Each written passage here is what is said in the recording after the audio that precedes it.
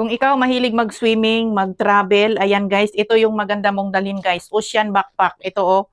May mga size tayo dyan sa ating yellow basket ha. Tingnan nyo lang dyan ang price. Maganda to guys kasi hindi siya nababasa. Waterproof siya kahit mag-travel ka. Lalo na pag nag-swimming guys, mga damit mo, dito mo ilagay. Meron ditong mga malalaking size ha.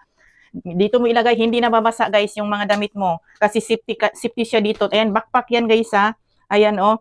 Kasi ito guys, pwede din itong gamiting salbabida. Yes, pwede din itong gamiting salbabida. Kasi kahit mahulog to sa tubig guys, lulutang lang yan sa tubig. Hindi talaga papasok dito ang tubig guys. Ayan oh, ganyan siya.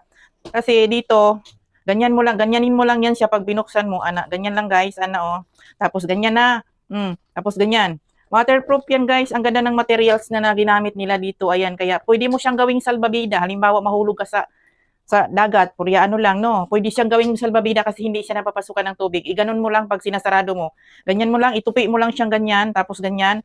Tapos dito, iano mo lang to, magkabilaan. Ayan, oh. I-lock mo lang siyang magkabilaan ng ganyan, guys. Ayan, hindi na yan napapasukan ng tubig. Pwede mo pang gawing salbabida yan. Ayan, guys. Ayan, dyan lang sa ating yellow basket, ha? Check out nyo na yan sa ating yellow basket. May mga ibang size tayo dyan. Ito kasi 5 liters lang, maliit lang kinuha ko. Ito, maganda to guys, sa pang swimming. Yes, pwede siyang gawing salbabida kahit mahulog yan sa dagat, oh. Dyan lang sa ating yellow basket, guys. Check out nyo na yan. Habol na kayo sa mga swimming time.